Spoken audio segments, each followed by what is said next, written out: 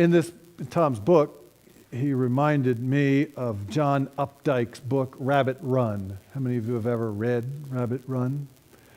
It's the story of Harry Angstrom, who thinks he's leading a dead-end life. So he goes off and engages in immoral and improper experiences and behaviors. And it drives his wife, Janice, to deep depression and alcoholism. One day while she was drinking, she gave their infant daughter, Becky, a bath. And the child accidentally drowns in the bathtub. Harry is absolutely chagrined.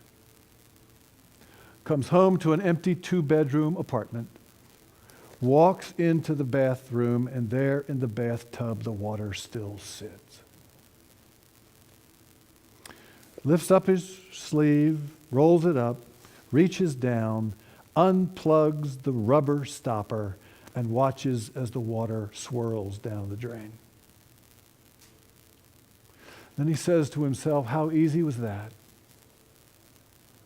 And in spite of all his great power, God did nothing. Just a little rubber stopper to lift.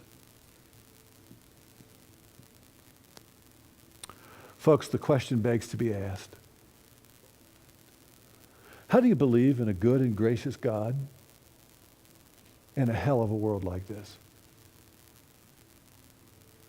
Where is God when little rubber stoppers need to be lifted? Where American ambassadors are murdered? Where Auschwitz and Katrina and Rwandan Holocaust and genocide hit the evening news? Why doesn't God intervene?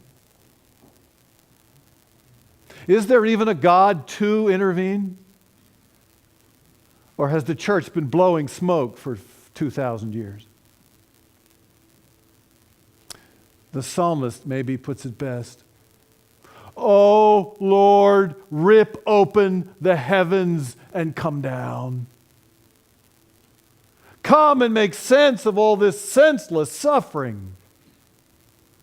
Come and stop the violence and heal the cancer and empty the cemeteries. Come with an atomic bomb and blow away all the evil. Come on, God. Why don't you come? And the longer it goes, and the deeper the pain, and the darker the days, the questions keep on asking.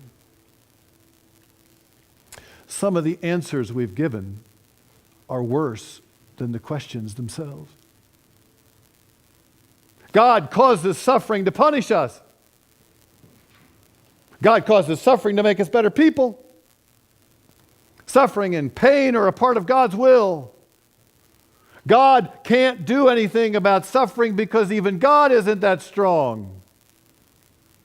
All of them popular answers, and I have no good for any of them.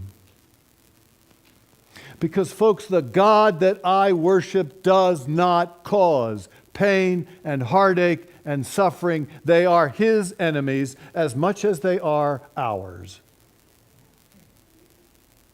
So the question remains, then why in the world doesn't He do something? Why didn't He show up? Come on, God, rip open the heavens and come down. Maybe He already has. And maybe the reason that we miss Him is because He comes on His terms and not ours. Maybe He comes carrying not a bomb, but a cross. In Tom's book, he refers to a writer named Jean Vanier, who I've never heard of. who wrote a book called Becoming Human and tells of a very troubling, this is one of the most haunting stories I've ever read. It's a short blurb about a troubling visit he made to a children's ward of a mental hospital. It goes something like this. I once visited a psychiatric hospital that was kind of warehouse of human misery. Hundreds of children with severe disabilities were lying neglected on their cots. There was a deadly silence. Not one of them was crying. When they realized that nobody cares, that nobody will answer them, children no longer cry. It takes too much energy. We cry only when there's hope that somebody will hear us.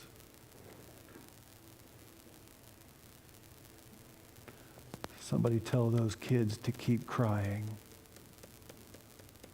because somebody's listening.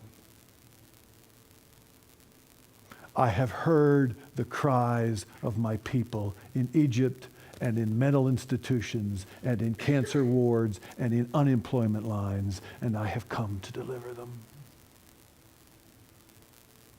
One day, Revelation says, God will wipe away every tear from our eyes, and crying and pain and heartache will be no more. One day, the rubber stoppers, all of them will be lifted, and the suffering will end. One day, every cemetery will be emptied as if they were never full. And until that day comes, the baby born in Bethlehem wants to make his home with us. Wants to share our lives, our hopelessness as well as our hope. Wants to help us shoulder our suffering and hold us in the palm of his hands. Until that day comes, the all-caring, all-crying, all-healing God is with us every step of the way. One final thought from Tom's book. He reminds us of a Latin phrase. Those of you who are Latin people will remember Salvator ambulando. It literally means solved by walking. And then Tom invites us to consider, and I quote, a way of walking through life characterized by a constant and faithful relationship with God. See, the problem is that when suffering happens, we tend to blame God and walk away from him. And Tom Long is suggesting that we walk with him. That we battle and struggle and complain and blame and do all of those things, but we do it with God, not without God. Why? Because a deepening, intimate, ongoing relationship with Jesus Christ is the best hope we have when suffering comes. The God who suffered on a cross all those years ago has come to suffer again with every single one of us in the room. And whenever tragedy happens, we can overcome it if he's by our side. When suffering comes, it can be solved by walking. One final story. Some of you know this. Richard Carl Hofler, who used to teach at Southern Seminary, tells the story of two young men who grew up together from elementary school all through high school and college and went into the Army together. They were commissioned, they got out of the Army, they went to the same platoon, they were in the same battlefield in the same war. It was a bloody war. And one of them got mortally wounded up in a foxhole 20 yards in the front. And his friend at great risk to himself, gets down on his hands and knees and goes to his buddy. And gets there as he's just about to die and holds him in the palm of his hands. And his friend looks up to him and says these last words: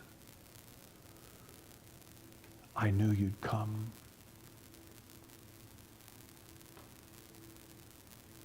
Holy God, rip open the heavens and come down.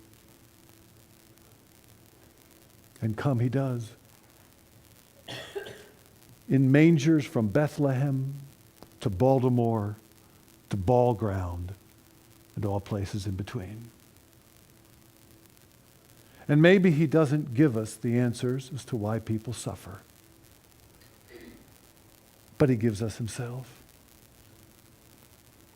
which may be, when you stop and think about it, the greatest answer of all.